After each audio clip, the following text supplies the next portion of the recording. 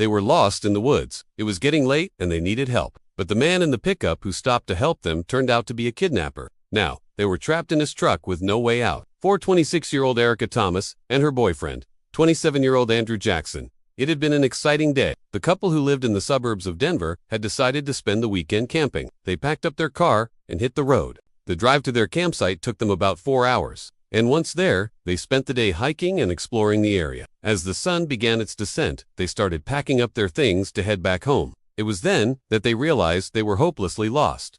The sky was dark and the trees looked sinister. And the more they walked, the deeper into the woods they seemed to get. They were completely alone, and the darkness was beginning to scare them. As they walked along a narrow path, they heard the sound of an engine in the distance. They stood still, listening intently. The sound grew louder, and soon they saw the headlights of a pickup truck cutting through the darkness. "Help!" Erica screamed at the top of her lungs. The driver spotted them and slammed on the brakes. The truck came to a halt in front of them. "Thank God," Andrew said, relieved. The window rolled down and a man stuck his head out. "Can I help you guys?" he asked. Erica and Andrew looked at each other. This was their only chance for help. "We're lost," Erica told him. "Could you please take us out of here?" The man looked at them for a moment, then nodded. "Sure.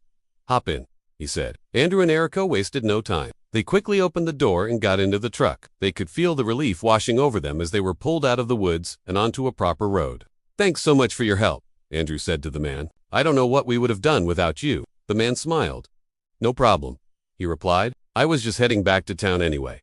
You guys are very welcome." Erica and Andrew exchanged grateful glances. The man was kind enough to drop them off at the entrance of the park. From there, they were able to flag down a passing motorist who drove them back to their campsite to get their car. Once they were all settled in their car, they turned to wave goodbye to the man, but he was gone. "Weird," Erica said, puzzled. Andrew shrugged. "Maybe he just got scared by all the commotion," he suggested.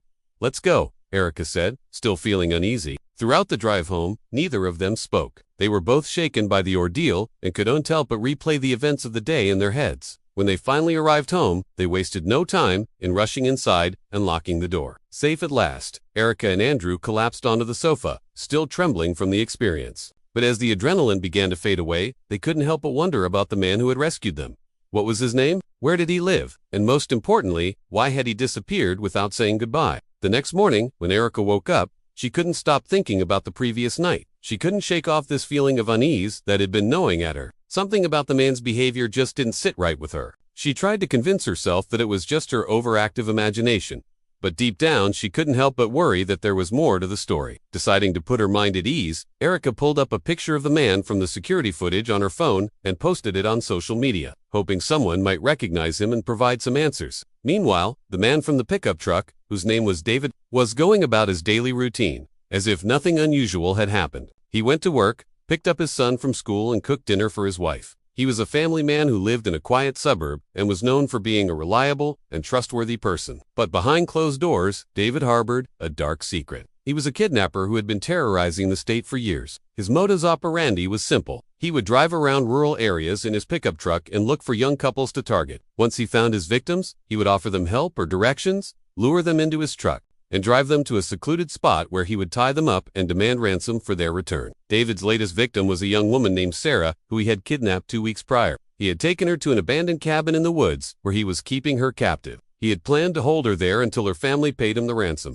But David's plans changed when he saw Erica and Andrew in the woods. He had been driving around the area looking for new victims when he stumbled upon the couple. At first, he wasn't sure what to do, but when he saw how scared they were, he knew he had found the perfect targets. So he decided to approach them and offered them a ride. He had planned to take them to a secluded spot in the woods, where he could tie them up and demand ransom for their release. But he soon realized that Erica and Andrew were not like his previous victims. They were too smart and too quick. They had noticed his strange behavior and had managed to escape before he could do anything. When Erica and Andrew posted the picture on social media, little did they know that they were unknowingly helping the police track down the kidnapper. One of David's friends saw the post and immediately recognized him. He contacted the authorities and provided them with David's information. The police wasted no time in moving in on David's house. As they entered the house, they found David's wife and son tied up in the basement. They were shocked to see that the friendly family man they had interacted with just days before was actually a kidnapper. Meanwhile, Erica and Andrew were at home watching the news when they heard the story of the kidnapped woman.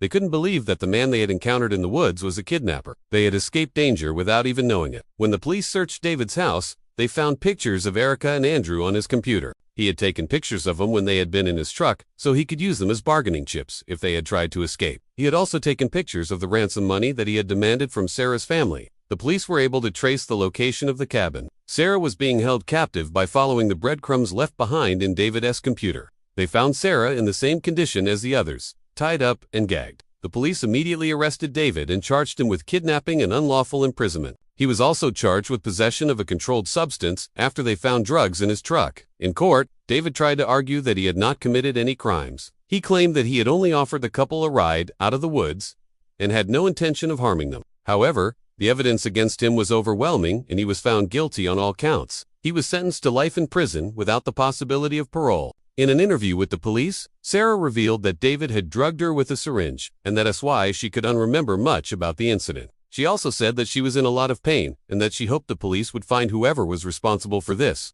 The detective in charge of the case, Detective Miller, promised Sarah that they would find the person responsible and bring them to justice. After the hearing, Sarah went to stay with her sister while her house was being repaired. She was still traumatized by the ordeal, but she was determined to move on with her life. As for Erica and Andrew, they were forever changed by their encounter with the kidnapper. They had survived a terrifying ordeal and it helped bring a dangerous criminal to justice. They learned that day that no matter how nice someone may seem, it's always important to trust your gut instincts. If something doesn't feel right, then it probably isn't. Now watch. Couple camped in the woods for 3 days. Their horror story is insane. Or check out this video instead.